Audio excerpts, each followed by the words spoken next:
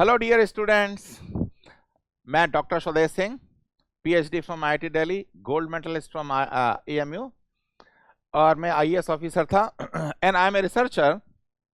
मैं कुछ department of atomic energy, aviation research development board, DST के प्रोजेक्ट्स पे काम भी करता हूं मैं। तो इस शॉर्ट वीडियो में आपको बताने वाला हूं, जो बच्चे बार्क के इंटरव्यू के लिए प्रिपेयर कर रहे हैं और उस एग्जाम में अपीयर हो रहे हैं इंटरव्यू में, उसके लिए मैं वीडियो रिकॉर्ड कर रहा हूं। It will be a very short video, तो आपको कुछ इंपॉर्टेंट टॉपिक्स क्विकली रिवाइज कर दूंगा मैं, ठीक है ना। और आपने हमारे नोट्स तो पढ़े होंगे मटेरियल साइंस के, तो ये इंटरव्यू ओरिएंटेड कैप्सूल लेक्चर है, ठीक है ना। Now this discussion is based on मेरा जो बच्चों से इंटरेक्शन हुआ पहले बार्क में, जो बच्चों ने इंटरव्यू दिया है, और हमारे कुछ दोस्त भी हैं वहां पे जो इंटरव्यू भी ले सकते हैं आपका ठीक है ना। उनका नाम नहीं बताएंगे क्योंकि यूट्यूब में जा रहा है। तो पहला जो टॉप मोस्ट चीजें होती हैं, आपको या तो पेपर पकड़ा देंगे या बोर्ड पर दिखा देंगे। चलो बोर्ड पे चलो, आप आयरन कार्बन डायग्राम ड्रॉ करो। इसको आयरन सीमेंटेड डायग्राम भी बोलते हैं। ये डायग्राम रटा नहीं जाता, जैसे हमने क्लास में भी बताया है। कुछ हमारे बच्चे जो इस वीडियो को सुन रहे हैं उन्हें ऑलरेडी मालूम होगा कैसे ड्रॉ होता है। तो देखो, रटना नहीं है रटना नहीं है। तो देखो, मैंने क्या बताया था आपको, क्या फट्टा बताया था जिससे आपको बिना रटे हुए कैसे याद हो जाएगा, ठीक है। जो एलोट्रॉफी थी आयरन की, आयरोट्रॉफी, उसमें 3 टेम्परेचर थे। एक था 1535 डिग्री सेंटीग्रेड, एक था 1410 डिग्री सेंटीग्रेड, और एक था 910 डिग्री सेंटीग्रेड, ठीक है। तो आप यहां पे चोंच बना लो। देखो, एक चोंच ये बन गई, दूसरी चोंच ये बन गई, और इस चोंच से बिल्कुल एक सीधी लाइन ड्रॉ कर दो। मैं हिंदी में इसलिए बोल रहा हूं क्योंकि ज्यादातर बच्चे हिंदी वाले लोग हैं जो बार्क इंटरव्यू दे रहे होंगे, ठीक है ना। आयरन कार्बन डायग्राम पे सिर्फ 2 स्ट्रेट लाइन होती हैं। यह है 725 डिग्री सेंटीग्रेड पे, और दूसरी होती है 1150 डिग्री सेंटीग्रेड पे, ठीक है। अब उसके बाद 3 चिड़िया उड़ाओ। जैसे आप सीनरी बना रहे हैं, कोई सीनरी, पेंटर हैं आप। चिड़िया कैसे उड़ती है? चिड़िया ऐसे उड़ती है ना, चिड़िया उड़ रही है। आप 3 चिड़िया उड़ाओ। पहली चिड़िया उड़, दूसरी चिड़िया उड़, तीसरी चिड़िया उल्टी उड़ रही है। देखो, तीसरी चिड़िया उड़, बन गया डायग्राम। आप इसी टेक्निक से आप आयरन कार्बन डायग्राम एफर्टलेस ही बना सकते हैं, अदरवाइज सर पीटते रहोगे, याद नहीं होगा ये। बाकी चीजें, क्योंकि आप इंटरव्यू तक पहुंचे हैं तो आपको बाकी चीजें मालूम होंगी। जैसे ये 0.2, 0.02, 0.8, 2.1, 4.31 और सारी चीजें। वो नेक्स्ट क्वेश्चन इस डायग्राम पे पूछते हैं, इनवेरिएंट रिएक्शन बताओ। इनवेरिएंट रिएक्शन क्या होती है जिसमें डिग्रीज ऑफ फ्रीडम 0 हो? तो ये आपका यूटेक्टिक है कि नहीं? ये यूटेक्टॉइड है, ये पेरिटेक्टिक है। अब बताएंगे भैया मोनोटेक्टिक पॉइंट कहां है, यहां पे कहां है इस पे? तो देखो, ये वाला पॉइंट जो है उसको बोलते हैं मोनोटेक्टिक। ये मोनोटेक्टिक रिएक्शन क्या होता है? अगर एक liquid upon cooling convert into another liquid plus 1 solid, इसको बोलते हैं मोनोटेक्टिक रिएक्शन। तो इन 3 चिड़िया के कंसेप्ट से धड़ाधड़ डायग्राम बनाओ, और हर साल बहुत सारे बच्चों से ये पूछा ही जाता है, ठीक है। नाउ नेक्स्ट चीज जो फेवरेट है बार्क के लिए, वो है ये ऑस्टेनेटिक स्टेनलेस स्टील। क्या होता है? ASS, austenitic stainless steel. ये ASS क्या बवाल होता है? देखो, जो ऑस्टेनेटिक स्टेनलेस स्टील का न्यूक्लियर पावर प्लांट में बहुत यूज होता है। हीट एक्सचेंजर से लेके जो भी मटेरियल देख रहे हैं न्यूक्लियर पावर प्लांट में, ज्यादातर ये ऑस्टेनेटिक स्टेनलेस स्टील का ही होता है। इसके बहुत सारे ग्रेड हैं। 2 ग्रेड बहुत पॉपुलर है, 304 एंड 316। ये 2 ग्रेड बहुत ज्यादा पॉपुलर हैं इसके। नाउ ये ऑस्टेनेटिक स्टेनलेस स्टील बना कैसे? आपको नॉर्मल स्टेनलेस स्टील के बारे में मालूम होगा। नॉर्मल स्टेनलेस स्टील क्या होता है? 18% क्रोमियम एंड 8% निकल। अगर निकल की परसेंटेज 9 से ऊपर पहुंची तो ये ऑस्टेनेटिक स्टेनलेस स्टील बनता है। कैसे? अगर आप टीटीटी डायग्राम देखेंगे तो टीटीटी डायग्राम में दो लाइन होती हैं, एक होती है मार्टेनसाइट स्टार्ट और दूसरी होती है मार्टेनसाइट फिनिश लाइन। ठीक है, तो निकल की परसेंटेज ऐड करने से क्या होता है? निकल की परसेंटेज ऐड करने से क्या होता है? ये एमएस लाइन नीचे की तरफ शिफ्ट करने लगती है। Both MS and MF, MS नीचे शिफ्ट करेगी तो एमएफ ही करेगी। एमएस क्या है? Martensite start. एमएफ क्या है? Martensite finish. और जब निकल की परसेंटेज तकरीबन 9% पहुंच जाती है तो जो MS is much below room temperature. MS martensite start line is much below room temperature. तो जो यहां पे जो ऑस्टेनाइट है, अगर उसे रूम टेम्परेचर पे क्वेंच करूंगा मैं, ऑस्टेनाइट है उसको अगर रूम टेम्परेचर पे क्वेंच करूंगा मैं, तो हमारा austenite will remain in the microstructure. हमें ऑस्टेनाइट फेस ही क्यों चाहिए? Because austenite is having FCC structure and FCC structure की होती है 12 slip system. So austenites are very ductile। तो इसलिए हमें ऑस्टेनाइट चाहिए। हर आदमी को रॉकी चाहिए, Rocky because Rocky is very powerful and malleable. So similarly यहां पे सबको ऑस्टेनाइट चाहिए। साम दाम दंड भेद, आपको ऑस्टेनाइट चाहिए। तो क्या करो, निकल घुसाओ उसमें, उससे एमएस नीचे आ जाएगा, रूम टेम्परेचर पर ऑस्टेनाइट। तो ऐसे बनता है। बिना एएसएस के न्यूक्लियर पावर प्लांट कंस्ट्रक्ट करना almost second to impossibility. Now another thing is DP steel. एक चीज होती है DP steel, dual phase steel. Dual phase steel इसको बोलते हैं डीपी स्टील। तो इस डीपी ड्वेल फेस में दो फेस हैं कौन से? ये डीपी स्टील का बहुत तगड़ा एप्लीकेशन है, construction of multi storey building. जो आप स्टील रीइंफोर्स कर रहे हैं वो डीपी स्टील है। ऑटोमोबाइल की बॉडी, जो हाई एंड कार्स हैं, फॉर्च्यूनर और जो हाई मीडियम एंड की कार है, मर्सिडीज वगैरह की बात नहीं कर रहा मैं, तो उसमें ये डीपी स्टील होता है, ऑटोमोबाइल्स में यूज होता है। इसमें दो फेस हैं कौन से? एक तो है फेराइट और दूसरा है मार्टेनसाइट। ठीक है, तो देखो अगर आप आयरन कार्बन डायग्राम देखेंगे स्टील रेंज में, अगर ये आयरन कार्बन डायग्राम देखेंगे स्टील रेंज में, तो देखो यहां पे आओ आप,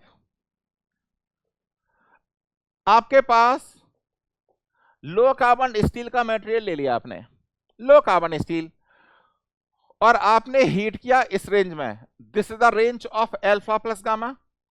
आपने इस रेंज में हीट कर दिया। क्योंकि ये लो कार्बन स्टील है, अल्फा मैक्सिमम अल्फा ही अल्फा होगा, हर जगह अल्फा ही अल्फा है उसमें, पर कुछ गामा भी होगा, ऑस्टेनाइट भी होगा कुछ। तो आपने क्या किया, यहां से फिर उसे क्वेंच कर दिया। तो क्वेंच करने से अल्फा पे तो कोई फर्क नहीं पड़ेगा, जैसे हम क्लास में बतियाते हैं ना, वंस प्रोयूटेक्टेड फेराइट और cementite is form that will not change. तो जो हमारा जो गामा है, gamma will convert into martensite. तो आपका जो मटेरियल है उसमें प्राइमरली अल्फा है, there are small small pockets of martensite and these materials creates obstacles in the movement of dislocation. जो मार्टेनसाइट है it creates obstacles in the movement of dislocation. इससे strength बहुत ज्यादा हो जाती है। बुर्ज खलीफा multi storey building can be developed by DP steel. ठीक है ना। नाउ एक चीज होती है रिटेन्ड ऑस्टेनाइट। ये रिटेन ऑस्टेनाइट क्या होता है और कब मिलता है? अगर आप ये टीटीटी डायग्राम देखेंगे, अगर ये टीटीटी डायग्राम देखेंगे तो ये मार्टेनसाइट स्टार्ट लाइन है और ये मार्टेनसाइट फिनिश लाइन है। तो ये अगर हमारा क्वेंचिंग के बाद टेम्परेचर एमएस से ऊपर है तो आपको पूरा ऑस्टेनाइट मिलेगा। अगर क्वेंचिंग के बाद जो टेम्परेचर है एमएफ के नीचे है तो पूरा का पूरा आपको मार्टेनसाइट मिलेगा। अगर क्वेंचिंग के बाद आपका जो रूम टेम्परेचर है, room temperature is between MS and MF, यानी आपकी लाइन कहीं बीच में जाके रुक गई, तो आपको मार्टेनसाइट मिलेगा और बचा हुआ गामा मिलेगा। ये गामा रिटेन ऑस्टेनाइट होता है, ठीक है, ये गामा रिटेन ऑस्टेनाइट होता है, और ये मिलता है हमें हाइपर यूटेक्टॉइड स्टील के केस में। तो hyper eutectoid steel means percentage of carbon more than 0.8%, तो उसमें MS लाइन रूम टेम्परेचर से ऊपर होती है और MF लाइन 0 डिग्री सेंटीग्रेड से नीचे होती है। तो रिटेन ऑस्टेनाइट मिलेगा आपको सिर्फ हाइपर यूटेक्टॉइड स्टील के केस में, और कभी मिलेगा ही नहीं, ठीक है ना। नाउ आपसे पूछा जाता है stress strain curves super impose करो। यहां पे आपको बहुत ध्यान से बनाना है। आपको इंटरव्यू बोर्ड बोलेगा स्टील और कास्ट आयरन का stress strain curve super impose करो। तो आपको थोड़ा थॉटफुली बनाना है चीजों को। देखो ये जो मैं वीडियो दे रहा हूं आपको ना, इट्स खटाखट जल्दी जल्दी आपका लास्ट मोमेंट रिवीजन कराने वाला हूं उसका। और कि अगर पहले देख रहे हैं आप इसे, आपको किन किन पॉइंट्स पे, मटेरियल साइंस के पॉइंट्स पे आपको फोकस करना है, ठीक है ना। तो स्टील का देखो ऐसे बन गया, ये स्टील है, और जो आप कास्ट आयरन का बनाएंगे ना, इसके नीचे बनाओ थोड़ा सा, ये कास्ट आयरन है। आपको दो चीजें देखनी है, एक तो कास्ट आयरन का जो यंग्स मॉडुलस है स्टील से कम होता है, तो कास्ट जो इलास्टिक रीजन में कास्ट आयरन का जो ग्राफ होगा थोड़ा सा नीचे आएगा। ये तो पहली बात। ये दूसरी बात है, ये वर्क हार्डनिंग रीजन है ना, वर्क हार्डनिंग रीजन, ये वर्क हार्डनिंग रीजन स्टील का ज्यादा होगा, तो स्टील का तगड़ा वर्क हार्डनिंग रीजन बनाओ। एलोंगेशन स्टील का ज्यादा होगा तो उसका एलोंगेशन ज्यादा बनाओ। तो जो भी आप ग्राफ बना रहे हैं थॉटफुली बनाना। इलास्टिक रीजन में कौन सा रूल फॉलो होता है? इलास्टिक रीजन में होता है हुक्स लॉ, और वर्क हार्डनिंग रीजन में रूल होता है power law. Sigma F equals to K epsilon raise to power n, और ये होता है sigma naught equals to E e. ये होता है इंजीनियरिंग स्ट्रेसेस, ये होता है ट्रू स्ट्रेसेस। ना इंटरव्यू बोर्ड एक बहुत ट्रिकी क्वेश्चन पूछता है। बहुत सारी मटेरियल प्रॉपर्टीज होती हैं, ductility, yield strength, ultimate tensile strength, फलाना ठिकाना। Question is whether these properties depend upon the rate of deformation. जैसे सैंपल है उसे थोड़ा कम स्पीड से डिफॉर्म करूं और बहुत ज्यादा स्पीड से डिफॉर्म करूं, तो प्रॉपर्टीज में चेंज आएगा नहीं आएगा? इसे 99% बच्चा इसे गलत आंसर करता है। Material properties depends upon the rate of deformation. ये फिक्स नहीं होती, ये रेट ऑफ डिफॉर्मेशन पर डिपेंड करती हैं। जैसे आपने स्ट्रेस स्ट्रेन कर्व ड्रॉ किया at a strain rate of 0.01 पर सेकेंड, ठीक है ना। अगर आप स्ट्रेन रेट बढ़ाएंगे ना, तो देखो कर्व कैसे जाएगा। कर्व ऐसे भी जा सकता है और कर्व ऐसे भी जा सकता है। लेट अस से एप्सिलॉन डॉट इज 10 पर सेकेंड, मतलब कैसे भी जा सकता है। मतलब यील्ड पॉइंट तो बढ़ेगा, रेट ऑफ डिफॉर्मेशन बढ़ाने से यील्ड पॉइंट बढ़ेगा, पर यूटीएस का भरोसा नहीं है, ज्यादा भी हो सकता है कम भी हो सकता है। तो रेट ऑफ डिफॉर्मेशन चेंज करने से मटेरियल प्रॉपर्टीज चेंज होती हैं। इसे प्लीज करेक्ट करना, इसमें आप गलत मत बताना इसका आंसर। देखो अगर हमारा स्ट्रेन रेट लेट से 0.0001 से 10 पर सेकंड है, आप मटेरियल को इस रेट ऑफ डिफॉर्मेशन से टेस्ट कर रहे हैं, तो इसके लिए हम यूटीएम यूज करते हैं, यूनिवर्सल टेस्टिंग मशीन। पर अगर हमारा रेट ऑफ डिफॉर्मेशन बहुत ज्यादा है, 10,000 से 1 लाख पर सेकंड, अब आप बोलोगे भैया ये कौन सा मटेरियल टेस्ट करते हैं? बुलेट का मटेरियल, शेल का मटेरियल। जब शेल किसी टैंक के पास आ रहा है तो उसी वेलोसिटी से तो आएगा, बूम। तो इमेजिन करो कि उसकी वेलोसिटी क्या होगी शेल की। और गोली आ रही है, जैसे हमें हमें डिजाइन करना है किसी सिपाही का हेलमेट, तो जो गोली आएगी हेलमेट पे वो इसी रेट में आएगी। तो इसे कैसे, मटेरियल को इस स्ट्रेन रेट पे कैसे टेस्ट करते हैं? There is something called split Hopkinson